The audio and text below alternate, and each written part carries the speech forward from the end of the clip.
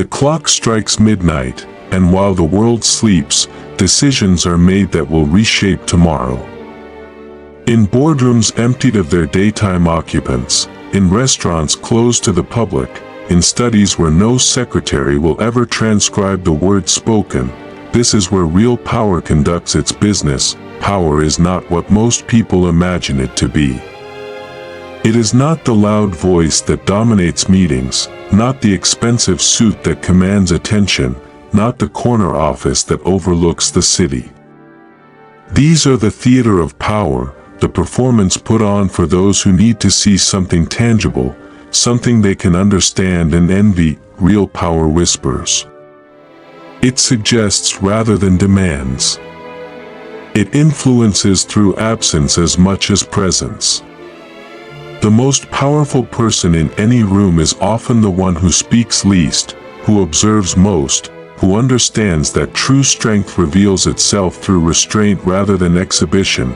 They think power comes from accumulation, gathering wealth, collecting titles, amassing followers. But accumulation is the strategy of the insecure, the approach of those who mistake quantity for quality, who confuse visibility with influence. True power comes from subtraction, from knowing what to eliminate, what to refuse, what to ignore. The powerful person says no more often than yes. They understand that every commitment is a constraint, every obligation is a limitation, every relationship is a responsibility. They choose their battles not based on what they can win, but on what is worth winning. They select their alliances not based on who offers the most, but on who understands the rules. These rules are never written down, never spoken aloud, never acknowledged officially. They exist in the space between words, in the pause between question and answer, in the silence that follows a request. Those who understand the rules recognize them immediately. Those who do not understand them break them repeatedly, wondering why their efforts fail despite their intelligence, their resources, their dedication. The first unwritten rule: timing is everything. The right action at the wrong moment becomes the wrong action. The perfect plan executed prematurely becomes a failure. The ideal opportunity seized too late becomes a regret. Power flows to those who can read the invisible calendar, who know when the moment has arrived, who can distinguish between preparation time and action time. The second unwritten rule: information flows upward, never downward. Those at the top know what those at the bottom are thinking, planning, doing. Those at the bottom never know what those at the top are thinking, planning, doing. This asymmetry is not accidental, it is carefully constructed and ruthlessly maintained. The third unwritten rule: loyalty flows in one direction only. Those below must be loyal to those above, but those above owe nothing to those below except the opportunity to prove themselves worthy of continued association. This may seem harsh, but it reflects the reality that responsibility always flows upward while authority always flows downward. The fourth unwritten rule: everything is negotiable except the rules themselves. Terms can be modified, conditions can be adjusted, arrangements can be rearranged. But the fundamental structure that governs how power operates cannot be challenged, cannot be changed, cannot be circumvented. The fifth unwritten rule: reputation is the only currency that matters. Money can be lost and regained.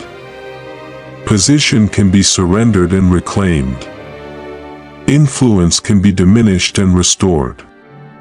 But reputation, once damaged, can never be completely repaired. Every decision must be evaluated not just for its immediate consequences but for its impact on how others perceive reliability, judgment, and character. Understanding these rules is the beginning of wisdom, but wisdom without application is worthless. The challenge is not learning what to do but developing the discipline to do it consistently, especially when emotions run high, when pressure mounts, when the easy path diverges from the right path. Most people fail not because they lack intelligence but because they lack discipline. They know what they should do but cannot force themselves to do it. They understand the long-term benefits of patience but cannot resist the temptation of immediate gratification. They recognize the importance of emotional control but allow anger, fear, or pride to dictate their choices. This weakness of discipline creates opportunities for those who have mastered themselves. While others react impulsively, the disciplined person responds thoughtfully. While others chase every possibility, the disciplined person focuses on the few that matter. While others burn their energy on trivial conflicts, the disciplined person conserves their strength for battles that determine outcomes. The development of this discipline requires years of practice, countless small victories over impulse, daily choices to do what is difficult rather than what is easy. It cannot be learned from books, cannot be taught in classrooms, cannot be inherited from mentors. Each person must build it through their own struggle, their own failures, their own gradual triumph over their weaker instincts.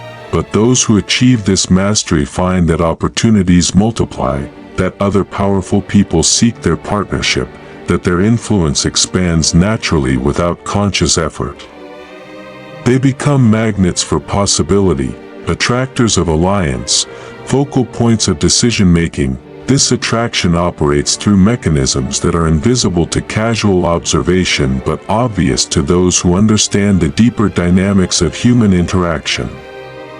People are drawn to certainty in an uncertain world, to strength in times of weakness, to clarity when everything seems confused. The powerful person provides these qualities not through words but through presence.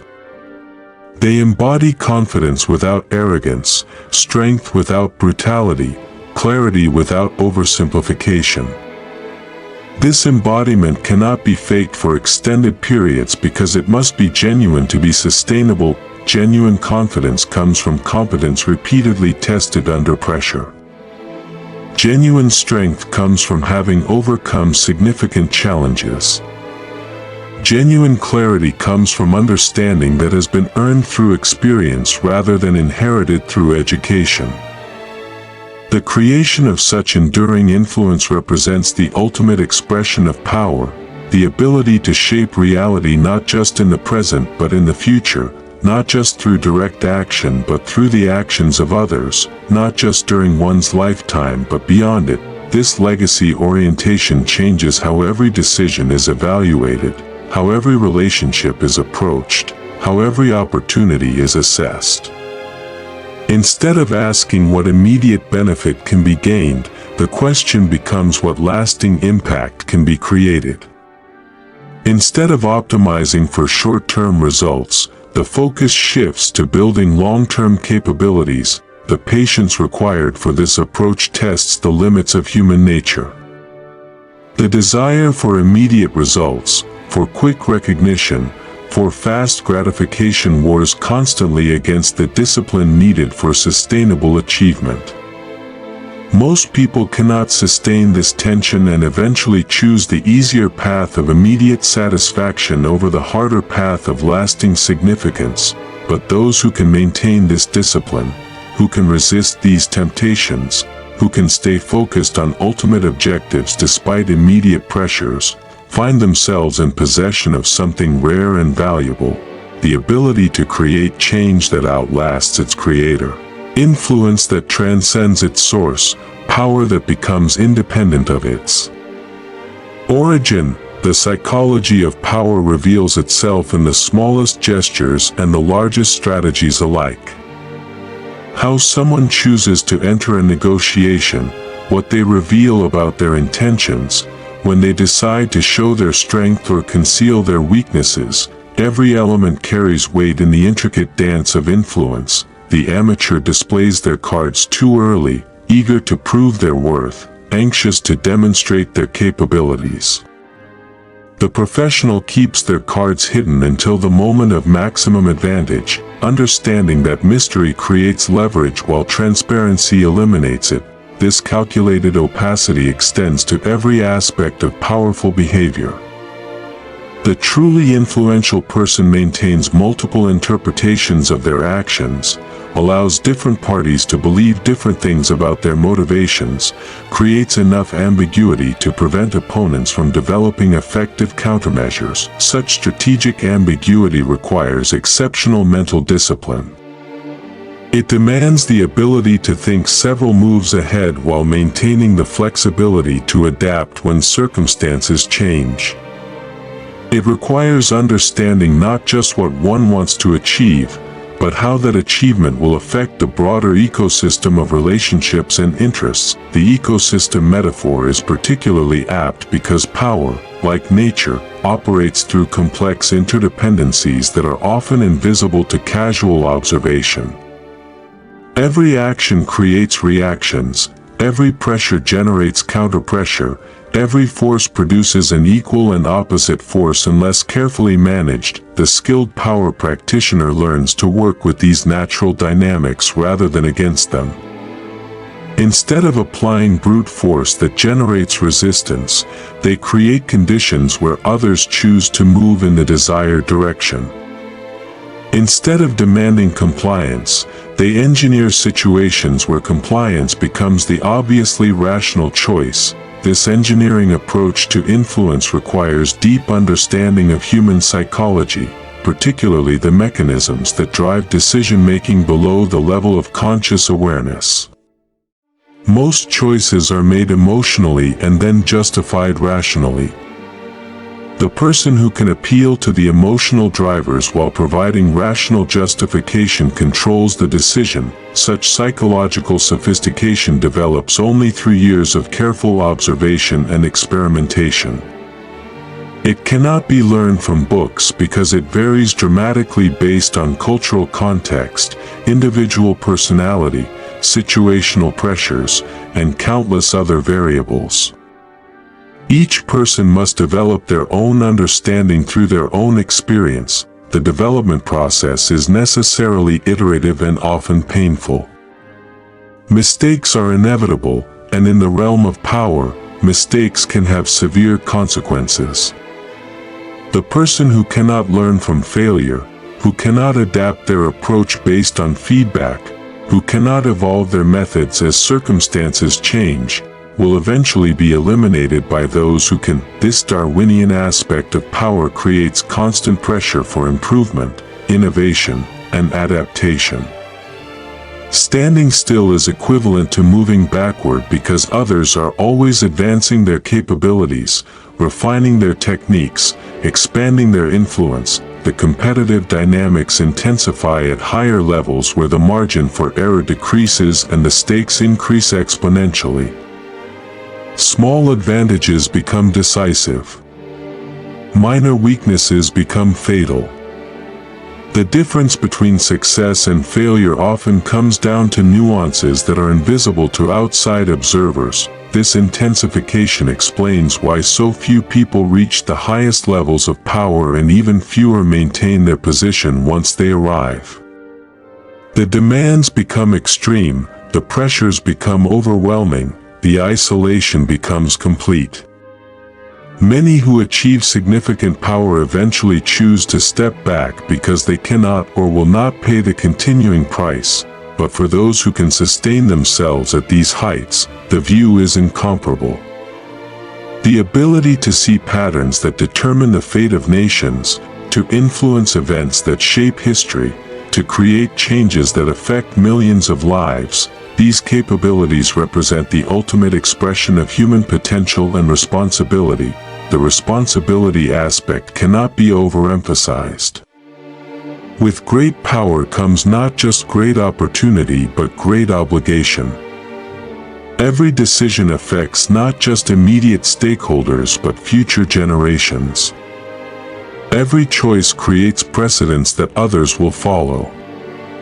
Every action establishes norms that will persist long after the actor has departed. This authenticity becomes the foundation for trust, and trust becomes the foundation for influence. People follow those they trust, not those they fear. They commit to those they respect, not those who demand compliance. They sacrifice for those they believe in, not those who threaten punishment. Building this kind of trust requires consistency over time, reliability under stress, honesty even when lies would be easier. It demands keeping promises when keeping them is costly, admitting mistakes when denial would be convenient, sharing credit when claiming it would be beneficial. The process is slow and sometimes painful. Trust builds in small increments but can be destroyed in single moments. Years of careful relationship building can be eliminated by one poor choice, one moment of weakness, one failure of judgment under pressure. This fragility makes the stakes higher for every interaction, every decision, every word spoken or left unspoken. The person who operates at the highest levels cannot afford casual mistakes, thoughtless comments, or unguarded moments. Every element of behavior must be intentional, every choice must be considered, every action must be aligned with long-term objectives. This constant vigilance is exhausting. It requires a level of self-awareness and self-control that most people never develop. It demands the ability to monitor one's own reactions, to manage one's own emotions, to present the appropriate face regardless of internal state. The isolation that results from this constant performance is one of the hidden costs of power. Authentic relationships become rare when authenticity itself becomes a strategic choice rather than a natural expression. Spontaneity disappears when every action must be calculated for its potential consequences, yet for those who can bear these costs, power offers compensations that cannot be found elsewhere. The ability to shape events according to vision, to create change according to will, to influence the direction of history according to conscience, these capabilities represent the highest expression of human potential. The exercise of this level of influence requires wisdom that goes beyond intelligence, judgment that transcends knowledge, perspective that encompasses not just immediate effects but long-term consequences. Every decision creates ripples that spread through systems in ways that are impossible to predict completely but must be anticipated as thoroughly as possible. This anticipation requires understanding the interconnectedness of all things, the way that action in one area affects outcomes in completely different areas, the manner in which today's choices create tomorrow's constraints and opportunities. The powerful person thinks in systems rather than events, in patterns rather than incidents, in relationships rather than transactions. They see the forest while others focus on individual trees. They understand the symphony while others hear only individual notes. This systemic thinking allows for interventions that seem magical to those who cannot see the underlying connections. A small action in the right place at the right time can produce enormous effects. A subtle shift in approach can transform outcomes completely. A strategic pause can be more powerful than dramatic action. The mastery of these leverage points requires deep understanding of how systems work, how people think, how events unfold. It demands patience to wait for the right moments, courage to act when those moments arrive, wisdom to know the difference between the two. Most people operate reactively, responding to events as they occur, dealing with problems as they arise, making decisions as they become necessary.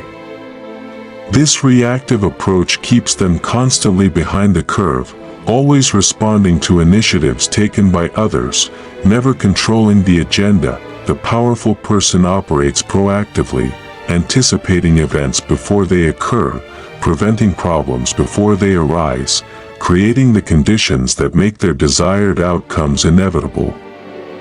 They shape the environment rather than adapting to it, set the agenda rather than responding to it, create the future rather than merely preparing for it. This proactive approach requires thinking in longer time horizons than most people can sustain. While others focus on next quarter or next year, the powerful person plans for the next decade or the next generation. They build foundations that will support structures not yet imagined, create capabilities that will address challenges not yet recognized. The vision required for this kind of planning cannot be developed through conventional analysis or traditional education. It emerges from intuition refined through experience, from pattern recognition developed through observation, from wisdom earned through both success and failure. This vision allows the powerful person to see possibilities that others miss, to recognize opportunities that others overlook, to anticipate developments that others find surprising. They position themselves to benefit from changes that devastate those who fail to prepare, to capitalize on trends that blindside their competitors. But vision without execution is merely fantasy. The distance between seeing what should be done and actually accomplishing it is vast, filled with obstacles that defeat most attempts at significant change. Bridging this distance requires not just individual capability but organizational strength, not just personal power but systematic influence. Building such systematic influence requires creating networks of relationships that can survive individual departures, institutional structures that can function without constant supervision, cultural norms that perpetuate desired behaviors without continuous enforcement. This institutional thinking separates temporary power from lasting influence. The person who depends entirely on their personal presence, their direct oversight, their immediate involvement is building something that will collapse when they are no longer available to maintain it. True power creates systems that enhance its effectiveness and survive its absence. It builds institutions that embody its values and perpetuate its methods. It establishes cultures that reward the behaviors it wants to see and discourage the behaviors it wants to eliminate. This weight of responsibility changes the nature of decision-making itself. Simple cost-benefit analysis becomes inadequate when the costs and benefits extend across decades and affect people not yet born. Conventional risk assessment fails when the risks include systemic collapse or civilizational change. The powerful person must develop new frameworks for thinking about consequences, new methods for evaluating options, new criteria for making choices. They must learn to balance competing goods, to choose between necessary evils, to make decisions with incomplete information under impossible time pressure. This burden of choice is perhaps the heaviest cost of power. The knowledge that one's decisions will determine outcomes for countless others, that one's mistakes will cause suffering for people who will never know its source, that one's wisdom or folly will ripple through history in ways that cannot be predicted or controlled. Yet this burden also represents the highest honor that existence can offer, the chance to matter, to make a difference, to contribute something meaningful to the human story. Not everyone can handle this responsibility, but those who can find in it a purpose and fulfillment that transcends personal satisfaction. This transcendence marks the transition from seeking power for its own sake to wielding power for purposes larger than oneself. It represents the difference between the tyrant and the statesman, between the manipulator and the leader, between the powerful and the great. The choice between these paths confronts everyone who achieves significant influence. The temptation to use power for personal benefit, to prioritize immediate gain over long-term consequence, to serve oneself rather than others, never disappears. It requires constant vigilance and repeated recommitment to higher principles. Those who choose the path of service discover that power used in service of others multiplies rather than diminishes. When people benefit from one's success, when communities prosper from one's decisions, when society advances through one's actions, the foundation of power becomes unshakable. This is the secret that the truly powerful understand and the merely ambitious never discover. The highest form of power is power that no longer needs its creator, influence that has become self-sustaining, change that has become irreversible. The path to such achievement is long, difficult, and uncertain. Many who attempt it fail. Many who begin it abandon it. Many who appear to achieve it discover that they have built illusions rather than realities, but for those who persist, who learn, who adapt, who grow through both triumph and defeat, the destination justifies the journey. The ability to leave the world better than it was found, to create lasting positive change, to build something meaningful that will endure, this is the ultimate reward of true power. The choice stands before everyone, to be a consumer of power or a creator of it, to be shaped by forces beyond their control or to become one of the forces that shapes others, to live a life of reaction or a life of action. The path is open to all, but traveled successfully by few. The difference lies not in initial advantage but in sustained commitment, not in natural talent but in developed discipline, not in favorable circumstances but in response to unfavorable ones. Power awaits those worthy of it. The question is not whether it is available, but whether one is prepared to pay the price required to claim it.